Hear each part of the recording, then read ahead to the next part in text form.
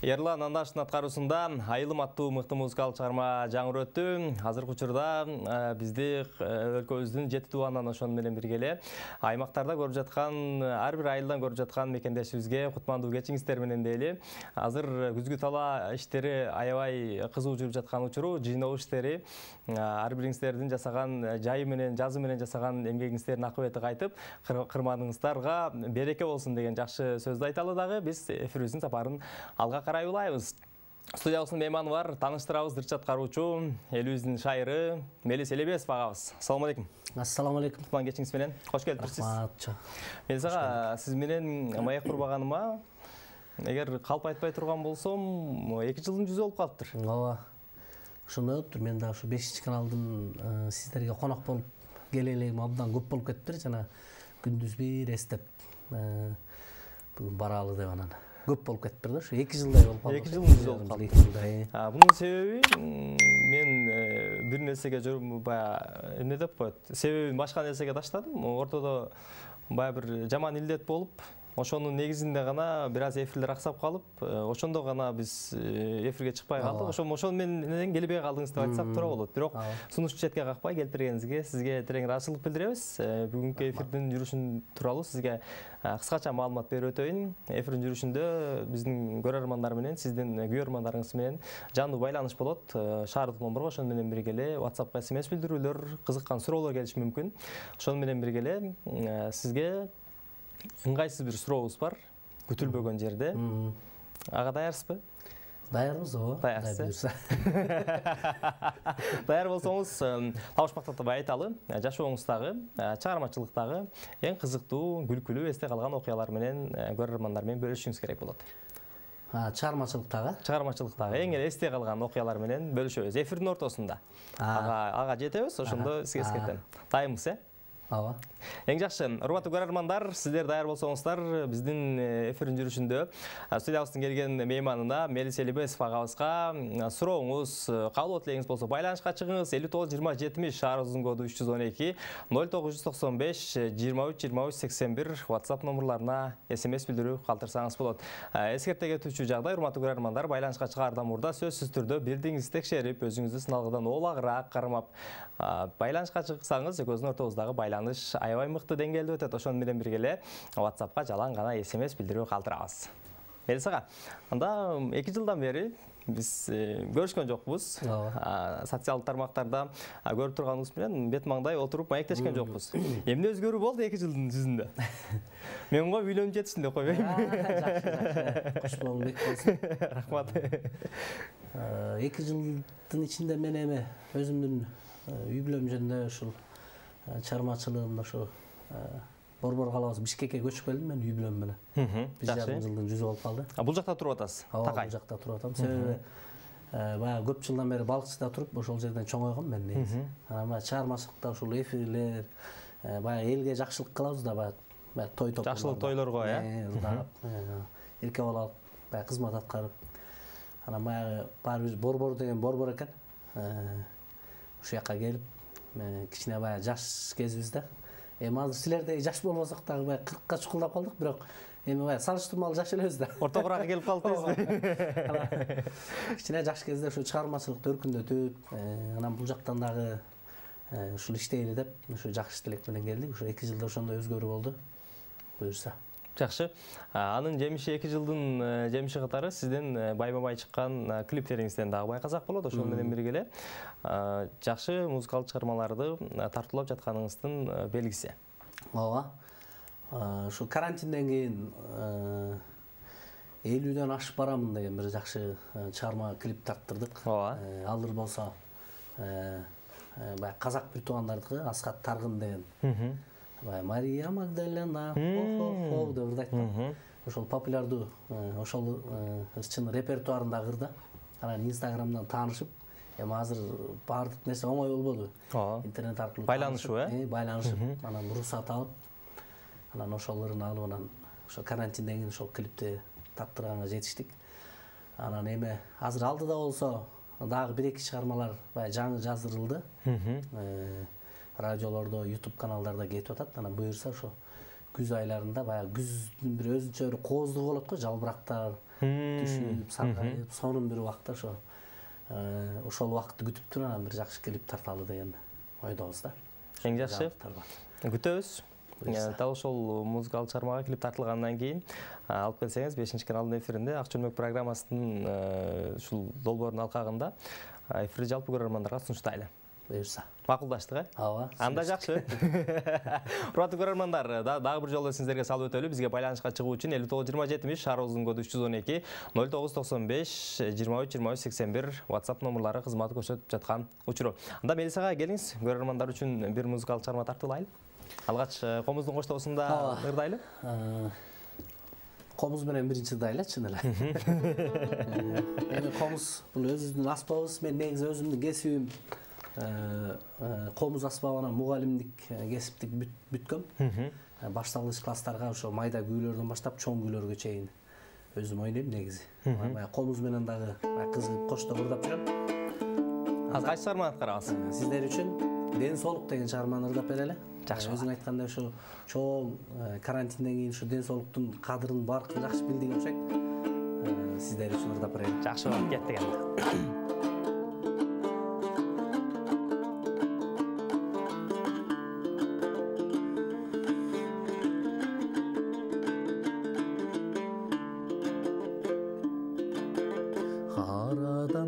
Жараласың ден соолук, асыл байлык алтын болуп кең болуп, чындыгында адам кылган адамды бакыт экен, талай экен ден соолук, бакыт экен, талай экен ден соолук. Ойлоп сыздап кетет кабыргам, башкаларга сөз айта албай жалынам, алтын тажы кийгизейин башыма, ден соолугуң орун алчы жанымда, ден соолугуң орун алчы жанымда.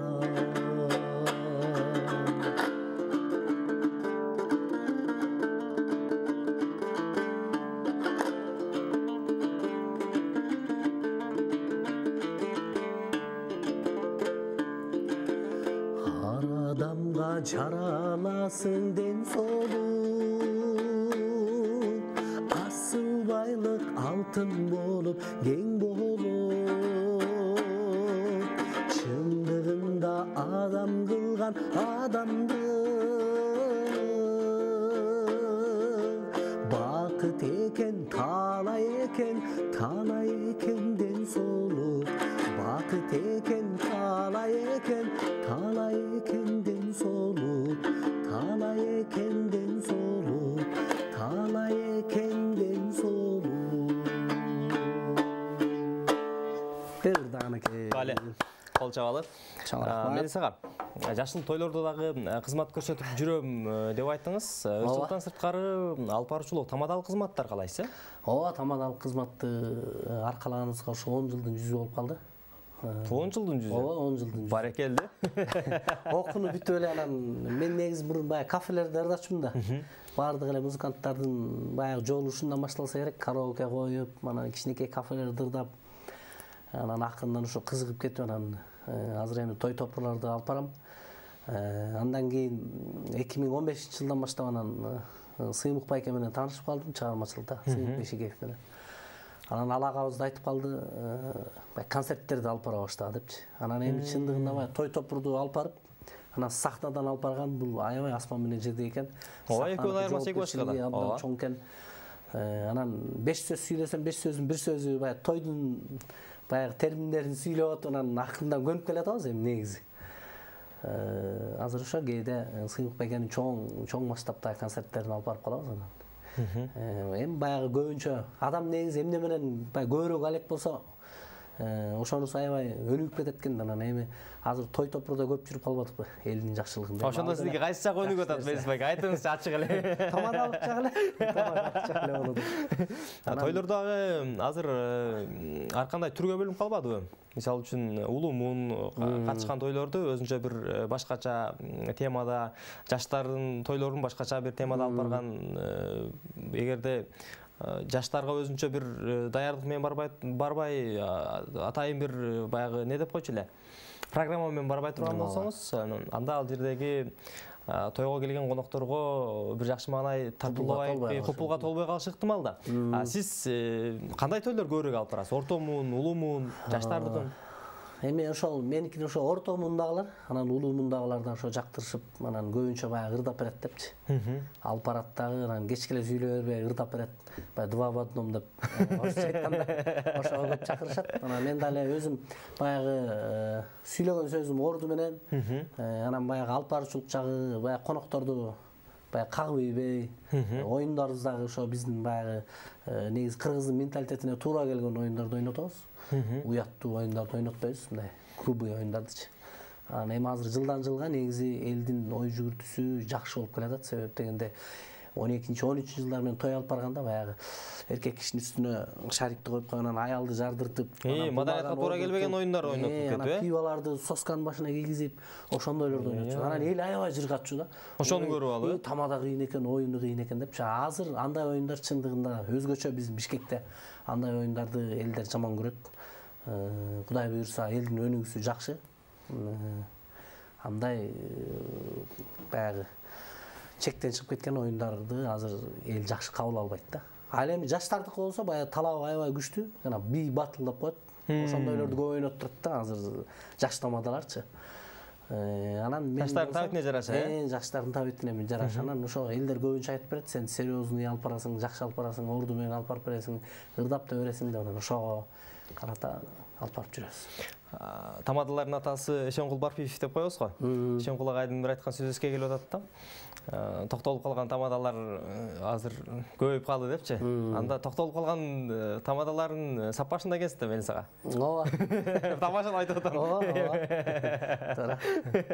Бар болуңуз. Урматтуу көрөрмандар, студиябыздын мейманы Мелис Элебесов. Байланышка чыгуу үчүн 59-20-70, шаарыбыздын коду 312 0995 23 23 81 WhatsApp номерлар SMS билдирүү калтырсаңыз болот. Келип түшкөн SMS билдирүүлөр бар. Эфирдин башында тааныштыралы. Саламатсыздарбы, кутмандуу кечиңиздер менен. Мелис Барбол жакшырдайт экенсиң. Ар бир адамда ден соолук болсун, ден соолук болбосо, жыйган мал дүйнөң, жасаган жумушуң баары бир тыйын болуп калат. Баарыңарга ден соолук каалайм. Бар боло дейт акыркы сандары 143 менен аяктаган абонент SMS билдирүүсүн калтырган. Ыраазычылык билдиребиз. Мелис ага, келиңсем гитараны кошсосунда да бир музыкалык чыгарма аткаралы. Эми гитараңыз керемет экен. Iya. Gitaranız керемет. Gitara керемет. Бул гитарага көп көз тийип кетпесин деп атайын, ушундайлар чаптап койгонбуз деп койбойм. Анда сиздер үчүн ушу жакында өзүм бир 3-4 айдын жүзү болуп калды. Менин досум деген бир жакшы чыгарманы ушу эстрадага салып, аранжировкалатып ырдап аттык эле, ошолорду ырдап берейин. Бул ырдын обону жазган Эркин Насыров деген агайыбыздыкы, сөзү Алтынбек Алымовдукы. Менин досум деген чыгарма сиздер үчүн. Жакшы чыгарма экен, кеттик анда.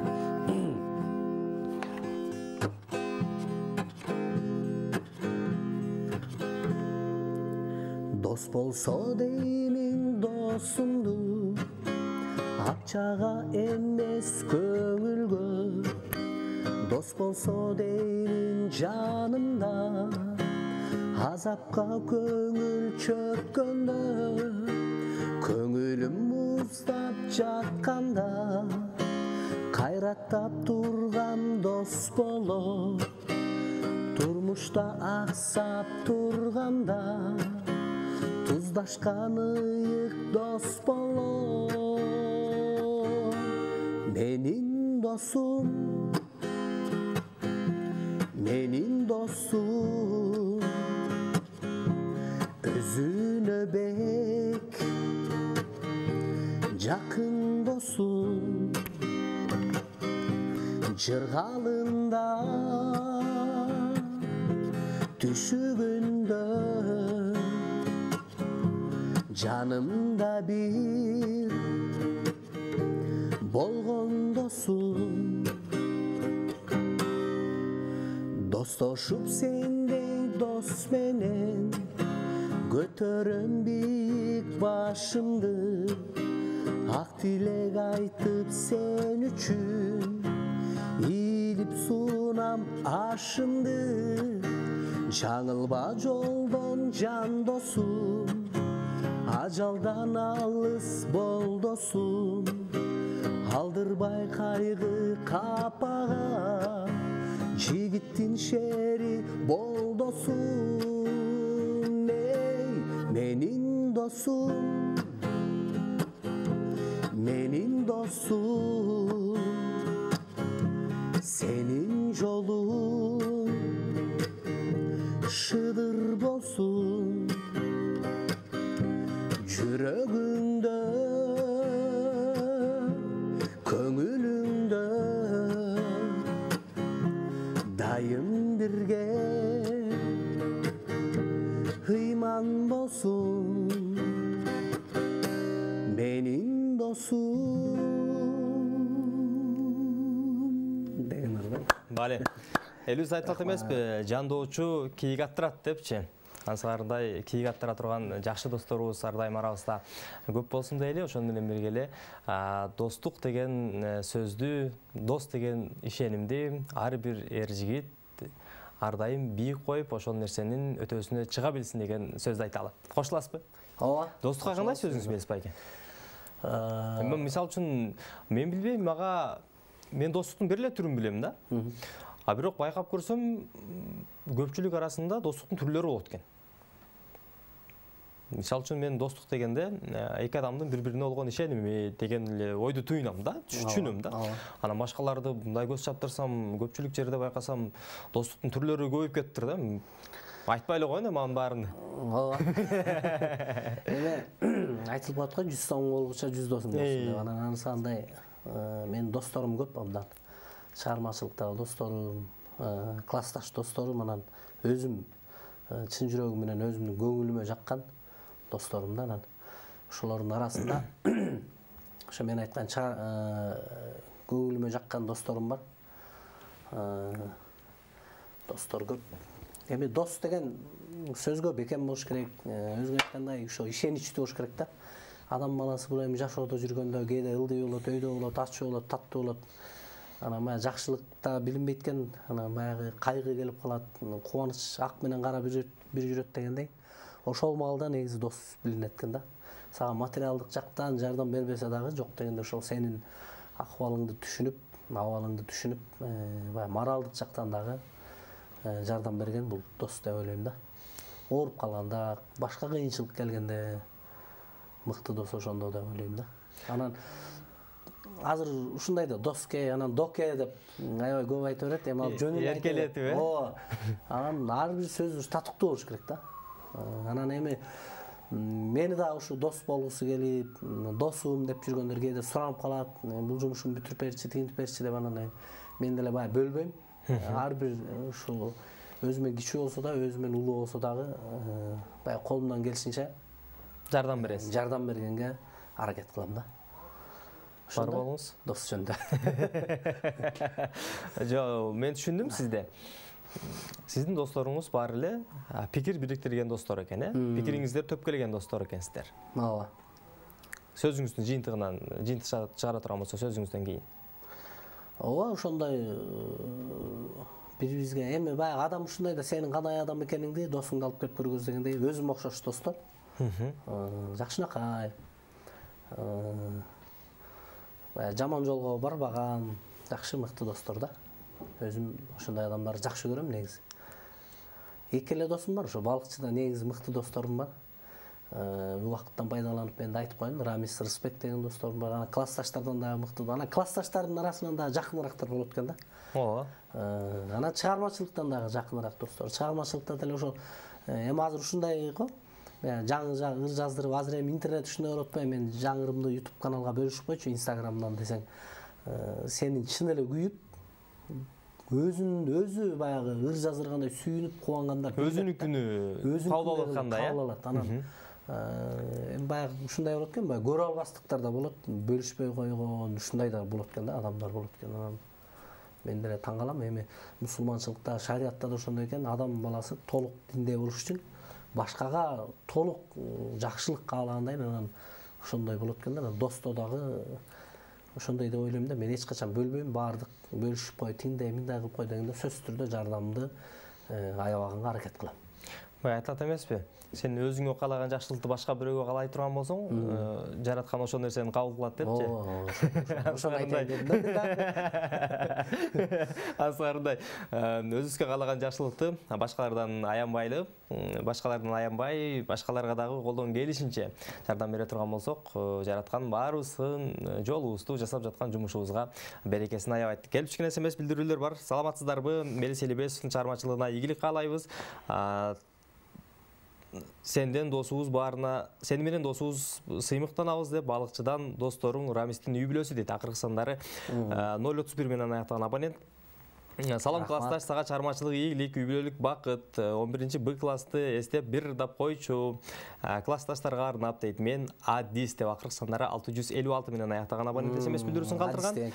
Балыкчылык жердешиңиз Мелиске ийгилик, үй бүлөлүк бакыт каалайбыз. Аман бол, жакшыларды жаратып, элдин сүймөнчүлүгүнө айланып жүрө беришиңе биз тилектешпиз деп акыркы сандары 306 менен аяктаган абонент SMS билдирүүсүн калтырган. Дагы бир SMS билдирүү бар. Саламатсыздарбы? Анча-мунча сөздөрдү орус тилинде жазган экен, мен кыргызчага оодарып окуйын. Сиз эң жакшы өкүл атасыз, ата ишиңизге ийгилик, ар дайым эл алдында ушундай жаркылдап жүрө бериңиз. Дагы көптөгөн ырларды күтөбүз. Апам менен бактылуу болуңуз, балдарыңыздын сый урматын көрүңүз деп, өкүл балдарыңыз Азат Мээрим деп акыркы сандары 426 менен аяктаган абонент SMS билдирүүсүн калтырган. Мелис ага, анда жалпы сураныштар, өтүнүчтөр боюнча дагы бир музыкалык чыгарма аткаралы. Классташтарыңыз өтүнүп атат. Анда сиздер үчүн дагы ушу ырлардан ырдап берейин. Мен өзүм ушул атам менен апамды ушу музыка чөйрөсүндөгү адамдар, азыркыга чейин балдар музыкалык мектебинде ушу гитара классында сабак берет атам. Чыгармачылык үй бүлө. Балыкчыда, Балыкчыда. Анан бир тууган байкем дагы ушул өзү башка кесипти аркалап жүрсө дагы ушу гитарага жакын. Анан бир ыры бар эле, ошол өзүмдүн бир тууган жеңеме чыгарган ыр экен, Сагыныч деген ыр. Анан ошол байкем көп жылдан бери ушул ырды багып жүрдү да, өзү ырдап, ушул бир ырдап койсоң жакшы болот эле деп. Анан бул ырды да ошо жакында эле бир 2 айдын жүзү болду, жакында эле ырдап чыктым. Баягы аранжировкага салып. Анан ошол чыгарманы ырдап берейин. Сөз обону Эрнис Элебесов деген бир тууган байкемдин ыры. Сагыныч, Сагыныч деген чыгарма. Сүйүүдөн жаралган ыр окшойт, Сүйүүдөн жаралган ыр окшойт, Кет дегенде.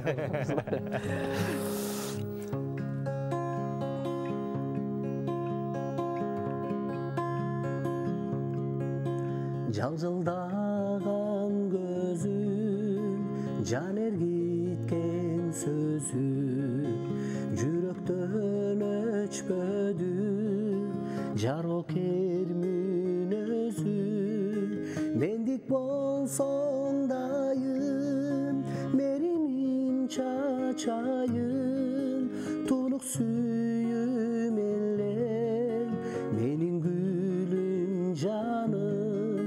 Жарыгын күндөйүм, кыпкызыл гүлдөйүм, сагынам өзүңдү, көрсөм дейм күлгөнүм. Периштем айдайым, сүйүмдү айтайым, өзүңсүз кызыксыз жараткан ырларым, мендик болсоң дайым, меримин чачайын, тунук сүйүм элең, менин гүлүм жаным, жарыгын күндөйүм, кыпкызыл гүлдөйүм, сагынам өзүңдү, көрсөм дейм күлгөнүм, сагынам өзүңдү, көрсөм дейм күлгөнүм, Görsem deyim gülgönü, görsem deyim gülgönü.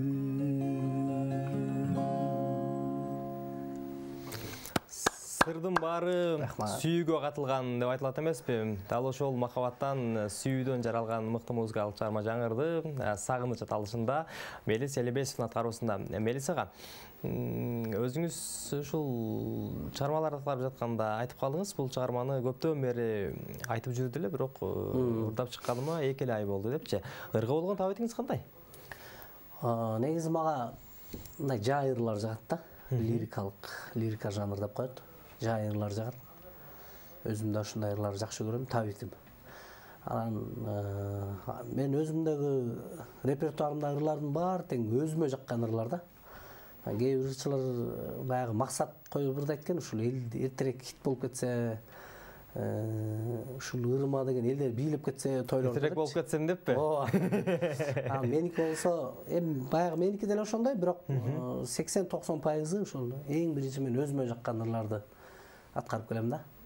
Анан 60-70% да ошо эски ырларды ырдадым, Сыйынбек байкенин ырларын ырдадым, Тургуналы Нурматов агайыбыздын ырларын ырдадым. Анан бирок кийинчерээк кичине байкап калдым, ушул ар бир ырчы болгондон кийин баягы жаңылык кылыш керек экен да. Жаңы оондор менен иштеш керек экен. Эски ырларды ырдай берсең, улуумундагылар сындап коюшу мүмкүн экен, сен бул ырды мурун мындай ырдаган, сен мындай ырдап койсуң депчи. Жаңы ырдасаң эч ким сындай албайт экен да, жаңы ырдычы. Мурдап калган эмес дейсизби? Жаңылык да болот экен да. Ошону байкап калдым. Анан Кудай буйрса ошо 1 жыл, 2 жылдын ичинде ошо жаңы оондор менен буйрса иштеп атам. Азыр да бир атама дагы бир чыгарып, оон чыгарып, бир оончуга атайын буйрутма берип, акынга жаздыртып дагы ошо ырдын үстүндө иштеп атабыз. Жакын арада ал ыр дагы буйрса чыгат. Азыр маз көбүнчө YouTube болуп калбоду. Эң жакшы. Мелис ага, анда дал ошол жасап жаткан эмгектериңизге ийгилик каалап күтүп туралы. Ар бир музыка сүйөрманы үчүн жакшы бир жаңылык болсун деп. Түз байланышта көрөрманыбыз бар, кабыл алабыз. Алло, саламатсызбы? Урматтуу көрөрмандар, байланышка чыгардан мурда өзүңүздү сыналгыдан олагыраак кармап, бирдиңизге көз жүгүртүп, байланышка чыгыңыз. Айтылган эрежелерди аткарып байланышка чыга турган болсоңуз, ортодо байланыш жакшы болот. Келип түшкөн SMS билдирүүлөргө назар салабыз. Кутмандуу кечиңиздер менен Мелис бар бол, чыгармачылык ийгилик каалайбыз. Эң негизгиси ооруа, үй-бүлөң менен бактылуу бол деп акыркы сандары 143 менен аяктаган абонент SMS билдирүүсүн калтырган. Түз байланышта көрөрманыбыз бар, кабыл алабыз. Саламатсызбы? Алло. Ассаламу алейкум, кутмандуу кечиңиз менен. Байка кандайсыз дегенде ого дедиңиз го. Ой, кош койчу. Түз байланыштабыз, келиңиз. Ассаламу алейкум. Таанышалы, атыңыз ким? Алло, түз байланыштабыз, келиңиз. Салам алейкум. Алейкум салам. Кандайсыздар? Салам алейкум. Алейкум ассалам, келиңиз, урматтуу көрөрман, түз байланыштабыз. Жакшы, мен Жездек. Жезде, келиңиз. Нарымбек Жездесизби? Мен ишиге ийгилик болсун, ушун телевизордо эл астында жүргөн. Ооба. Жүргөн ишиге ийгилик болсун, эл астында ишиге ийгилик болуп жүрөр. Рахмат. Биздин сыймыктуу жигиттерине болот, Чоң рахмат Жезде. Бар болуңуз. Салам. Чоң рахмат, рашыл билдирели. Жезденин аты ким? Нарымбек. Нарымбек байже, Жезде, чоң рахмат. Түз байланышка чыгып, өзүңүздүн жылуу пикириңизди билдиргениңизге, үй-бүлөңүз менен бактылуу болуңуз, небере-чөбөрөнүн жакшылыгын көрүңүз деп тилек айталы. Ошон менен бирге эле келип түшкөн SMS билдирүүлөрдү дагы дарегине жеткизели. Ассаламу алейкум, кутмандуу кечиңиздер менен 5-канал Акчөнөк программасы. Чоң рахмат, урматтуу көрөрмандар. Бизге айтылган ар бир жылуу пикирди, жакшы сөздү кабыл алабыз. SMS билдирүүлөрдүн, сиздердин каалоо тилектериңиздердин көпчүлүгүн студиябыздын мейманы Мелис Элебесовго арнап окуйлу. бизге арналган SMS билдирүүлөрдү ичибизден окуп коебуз. Кутмандуу кечиңиздер менен Мелисага чыгармачылык ийгилик каалайбыз. Бар болуңуз, мүмкүн болсо дагы жакшы чыгармаларды аткарып, элдин сүймөнчүлүгүнө айлана бериңиз дейт. Акыркы сандары 528 менен аяктаган абонент. Дагы бир SMS билдирүү бар. Саламатсызбы, Мелис, чыгармачылык ийгилик каалайбыз. Өнөрүң өркүндөй берсин. Сендей досум барга сыймыктанам дейт. Рысбек Асел деп акыркы сандары 606 менен аяктаган абонент SMS билдирүүсүн калтырган. Мелисага, биздин эфирдин шартына ылайык бир музыкалык чыгармадан кийин сиздин жашооңуздагы, чыгармачылыктагы кызыктуу, күлкүлүү окуялар менен бөлүшүшүбүз керек. Ага дайымбыз, Иә. Ага дайымбыз. Ооба, дайымбыз. Анда келиңиз бир ырдайлы. Бир чыгарма.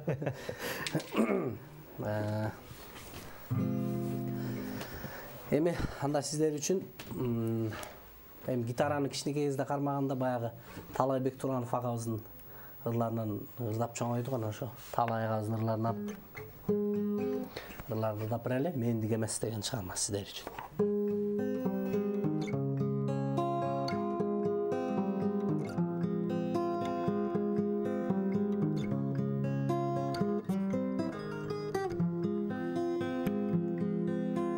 Кыялбай бир өзүңдү ал оловоттой жандым, сагынба барын унут, алтыным болбой калды. Канчалык күттүм күндө өрт болуп отко күйбөп, мени кызыктырбай сен мени сүйгүн сүйбөп.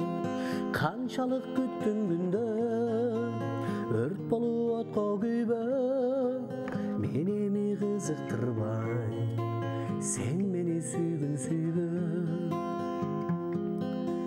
Мен сени сагынбаймын, сага арнап жазбаймын, сен ойлоп мен ардайым, өзүмдү кыйнабаймын. Канчалык күттүм күндө өрт болуп отко күйбөп, мени кызыктырбай сен мени сүйгүн сүйбөп. Канчалык күттүм күндө өрт болуп отко күйбөп, мени кызыктырбай сен мени сүйгүн сүйбөп. Мени кызыктырбай сен мени сүйгүн сүйбөп. Сен мени сүйгүн сүйбөп.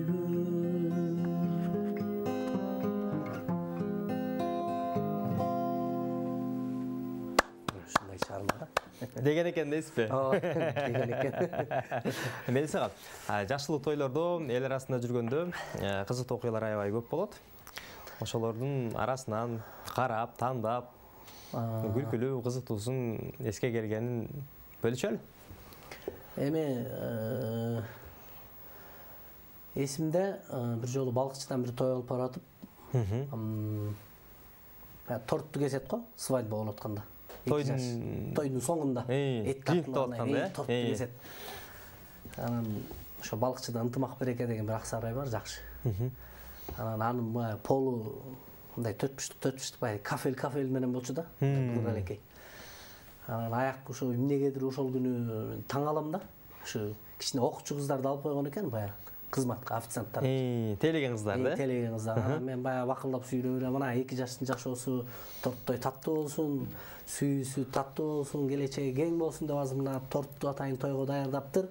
Анда ушул торту азыр 2 жаштын колунан кесип ата-энелерине ооз тийгизебиз деп ушундай бар эле го. Ушинтип атса эле баягы кыз могу тартып келатат. Анан чоң кыз бол дедим да. Анан моптур катуу тартып ийгенде баягы быдыр эле кечеден мындай болуп кетти окшойт. Секирипчи, роль буту. Баягы 3-чү этаждагы торт тийгиздин башына кийилди да, жарымы. Ой-ой-ой. Кийилгенде эле бир 300дөй киши бар болчу. Бай көргөндөр аябай каткырды, көрбөгөндөр көрбөй деле калды да. Аябай ошондо тойдун аягына чейин аябай күлгөм. Бирок ал таттуунун ылдыйкы бөлүгү калды, же? Ылдыйкы бөлүгү калыптыр, 3-чү бөлүгү калды да. Ушундай болуп эметип кетти. Бул биз да, анан дагы бирин айтып коеюн, азыр эстеп кеттим. Ушу көлдө дагы ушу Далинкада той алып баратабыз, анан жана Жоролор тобунда Жылдызбек, Алтынбек Ажалиев деген агалар бар. Ошолор менен той алып барат, анан Алтынбек байке айтып калды. Экөөбүз бир оюн ойнотолу Мелис деп. Анан макул деп, анда мен кичине тобураак болчумун. Анан баягы кандай ойнойт болсом ушундай 2 тыйын алып, тыйындарды мындай 2 тизе менен мит бараны стаканга салыш керек депчи. Анан макулдунун сен бир команда түз, мен бир команда түзөм. Анан баягы Алтынбек байке командасынан алып чыгып тыйынды салды. Алтынбек байке фантазиясы окмуш. Анан ал тыйынды салып туран экинчи киши деп баягы жерден ылдый болсун эле шымдын арты кетпеди. Дырт деген боюнча шым айрылып кетти. Аны оюн болгон турбайбы? Элдин баары көргөндөр билбейм кандай болду. Алтынбек байке күлдү, акырын турдум дагы түп-түз туруп эле акырын артка барып эле басып бардым. Алтынбек байке оюн ойнотtu анан баягы үйгө кийген шымды, ушундай жынсы кара шымды кийип алгандан тойдун аягына чейин алып баргам да. Ошол аябай эсиме кетти. Алтынбек байкенин жору жолдо калсын болуп турду, Ошондой болду. Жоролор менен жүрүп ушундай. Андан кийин тойлордо андай окуялар болгон жок, Негизи мен шым 2 жолу айрылган. Бир жолкусунда ошо Далинкадан айрылды, бир жолкусунда дагы балыкчыдан айрылган да. Эми көп эле, чыгармачылыкта дагы негизи аябай кызыктуу окуялар көп эле болгон. Бир жолу дагы ошо Тоңго концертке чыгарда, Сыймык байкенин баягы гастролдук туру менен. Үйгө келип калды, анан үйдөн чай ичип алып чыгалды деп атсак эле Алтынбек Кыдыралиев деген жигит бар, алпагычы ырчы. Анан ал жигит айтып калды, мен дааратканага кирип чыгалайын. Деп анан туалетке кирип отуруп, анан баягы телефонун немеге түшүрүп атпайт. Телефон туалетке. Анан ошол жерден ала албайбыз. Анан иним бар Акчолтой деген, анан ошол иним эптеп неме кылып атып анан алып чыкты. Анан тамашалап, бул бокко түшүп калган жакшы ырым болот, буюрса бай болосуң. Деп анан телефонду кечке жуудук. Анан кечинде концертке бардык. Анан концерттин аягында Сыймык байкенин Жалгызтам деген ыры менен баягы жыйынтыктачубуз. Анан үчөөбүз ырдап атсак эле баягы Алтынбектен бир чымын жайында да. Чымын келип улап эле чекесине конот. Митсе деле кайра эле конот. Чымын деле билет да кандай кайка конот. Ошондой жакшы күндөр. Тамаша, ушул жерде токтотолу. Келип түшкөн соңку билдирүүлөр бар. Ассалому алейкум, кутмандуу кечиңиздер менен 5-канал ийгилик каалайбыз. Мелисага чыгармачылык ийгилик бар бол. Мыкты чыгармаларды жарата бер Эрнис байкең, Гүлжан жеңең деп акыркы сандары 658 менен аяктаган абонент SMS билдирүүсүн калтырган. Мелис кайным өнөрүң өркүндөй берсин. Кызыл суудагы Кубан байкең, Гүлнара жеңең деп акыркы сандары 774 менен аяктаган абонент SMS билдирүүсүн калтырган. Соңку билдирүү. Кутмандуу кечиңиздер менен Мелис досум бар бол, чыгармачылык ийгилик каалаймын. Ар дайым эле элдин кызматында болуп, топ акыркы сандары 467 менен аяктаган абонент SMS билдирүүсүн калтырган. Мелисага эфирдин убакыты да соңуна келип калды. Бир музыкалык чыгарма болсун, андан кийин эфир жыйынтыгына келиңиз. Анда сиздер үчүн кайсыды ырдап берсем? Комуз менен ырдап берейинчи. Жакшы болот. Көлдүк кыз деген чыгарманы ырдап берейин. Бул ырды дагы дайыма ырдайм баардык жерден, ушу той топурларда. Себеби мен өзүм да келинчегим көлдөн болот. Жетөөбүздүн күйөө баласы болом. Жеңем ырдаганча ооба, ушул жерден. Кеттигенде. Тамаша.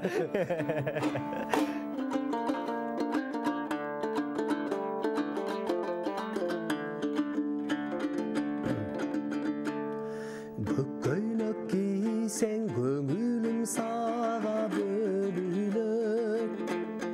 Көркөмүң мага күн нуру болуп төгүлөт. Көңүлүм сизди жактырып калды көлдү кыз. Көксөгөн муңум жүрөктө сырым угуңуз. Ак көйлөк кийсең акылым сага бөлүнөт.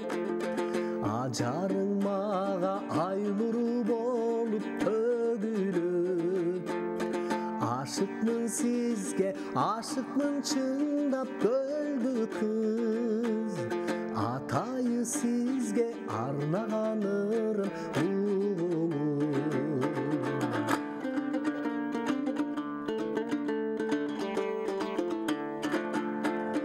Кызылдан кийсең кыялым сага бөлүнөт.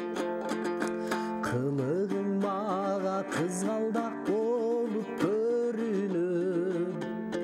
Кымбатың менин көлдүк кызырым угуңуз. Кылымдар бою бүтпөсө экен ырыбыз. Kımbatım menin göldük kısırımız, kılımdar boyu bütpese eken ırımız, kılımdar boyu bütpese eken ırımız, göldü kız, göldü kız. Bale, qol çalабыз. Melis Элибесов, расыл білдіребіз, чармачылы ийлик. Бейіктей беріңіз, студиябыздың бүгінгі эфирдің қонағы болып, жалпы көрермандарға, музыка сүйермандарына, сіздің көрермандарыңызға жақсы маңай тартуладық деп ішенің түрде айта аламын. Бар болыңыз. Жалпы бізді көріп жатқан мекендештерге, сіздің көрермандарыңызға соңғы микрофон болсын келіңіз. Алғаш шу 5-ші каналдың жалпы жаматына разышылық білдірем. Сіздерге ағы чармачылы ийгилик. Рахмат, бар болыңыз. Жамилоңгөнүңгө куш боң бет болсун. Ушуну көрмөксүн дейсиз бе? Ооба. Денсаулыкта болуп, көп бала болуп. Рахмат айтканыңыз келсин. Анан шу бүгүнкү биздин эфирди көрүп, жакшы тилек айткан жалпы менин бир туугандарыма, жакындарыма ыраазычылык билдирем.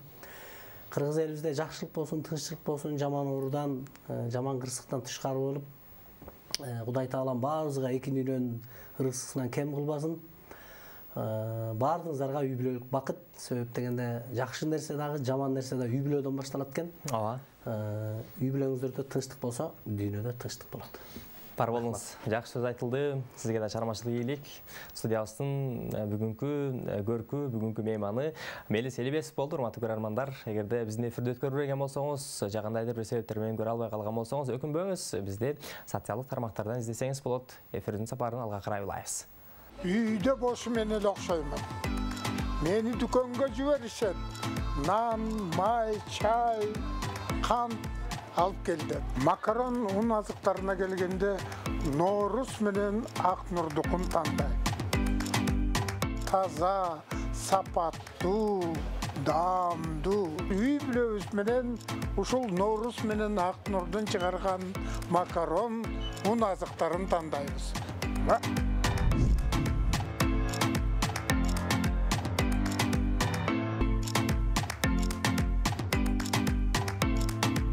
Эң негизгини унутуп калыптырмын. Бизден чыккан ун азыктары Кыргызстандын 7 облусуна жеткирип беребиз. Кабатыр болбогула. Эң негизгиси телефонду сактап калгыла. Мен нарынга кеттим.